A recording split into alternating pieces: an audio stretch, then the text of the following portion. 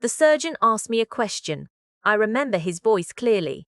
Calm, neutral, professional. Before I could answer, my husband spoke instead. She's been confused lately, Evan said, resting a hand gently on my shoulder. Just do what you think is best. The doctor nodded like that settled everything. I tried to say something. I remember opening my mouth, feeling the weight in my limbs, the strange heaviness pulling me down. The anesthesiologist was already telling me to count backward. 10, 9. Evan squeezed my hand. Don't worry, he whispered. I've got this. That was the last thing I heard before everything went dark. When I woke up, I knew something was wrong before I even opened my eyes. My body felt altered, not just sore, not just post-surgery pain. Something deeper, heavier, like a decision, had been made without me and sealed shut while I slept. Evan was sitting beside my hospital bed, scrolling through his phone. He looked relaxed, almost relieved. You're awake, he said softly, standing up too quickly. Everything went fine. Fine. I tried to speak, but my throat was dry, my head foggy. A nurse came in to check my vitals and smiled like this was all routine. As she adjusted something near my IV, she said casually, Your husband was very helpful. He signed the additional consent form so quickly. Additional consent.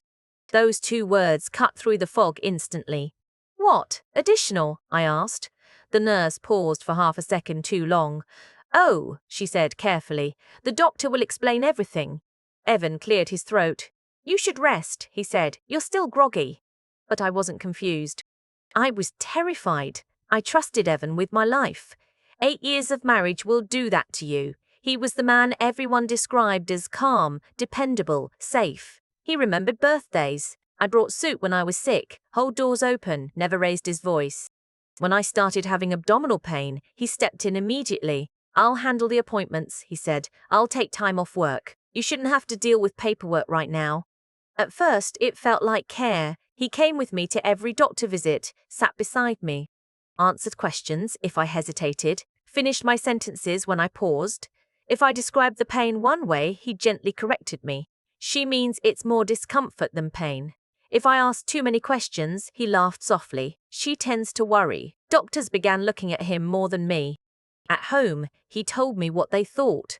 They don't think it's serious. They think it's stress. You've always been anxious. I stopped Googling symptoms, stopped pushing back, stopped trusting my instincts. That's how gaslighting works. It doesn't arrive screaming. It arrives smiling, holding your hand, telling you it knows better. By the time surgery was scheduled, I was exhausted. It's just exploratory, Evan said. Nothing drastic. They'll take a look, rule things out, and you'll feel better. I believed him. Because believing him was easier than believing something was very, very wrong. When I was discharged, Evan drove me home like nothing had changed. He helped me into bed, brought water, adjusted pillows, told friends and family that the surgery went smoothly and I just needed rest. But my body kept telling me a different story. Days passed. The pain faded, but the emptiness didn't. Something felt missing, not emotionally, physically. A quiet, irreversible absence. When I asked Evan what exactly had been done, his answers were vague. They took care of the issue. The doctor said it was preventative. You don't need to stress about details. That word again. Stress. Every question I asked became proof that I was overthinking. So I did the one thing he didn't expect. I requested my medical records. When the hospital called to confirm, Evan's mask cracked for the first time. Why would you want those? He asked too quickly. Reading medical stuff will just upset you. That was the moment my fear hardened into certainty. The file arrived in a thick envelope. I read it slowly, line by line. There it was. A procedure I never agreed to, a permanent one. A decision that altered my ability to have children signed off not by me, but by my husband. Justified by notes describing me as emotionally unstable, confused, and unable to provide informed consent. I sat on the floor for a long time after that, not crying, just breathing. He didn't think I was sick. He thought I was inconvenient. When I confronted Evan, he didn't panic. That was the worst part. He sat across from me at the kitchen table and listened like this was a scheduling disagreement. You were always unsure about kids, he said. This was safer. I didn't want you changing your mind later. Changing my mind. That's what it came down to. He wasn't afraid for my health. He was afraid of my autonomy. You told doctors I was confused, I said. He sighed.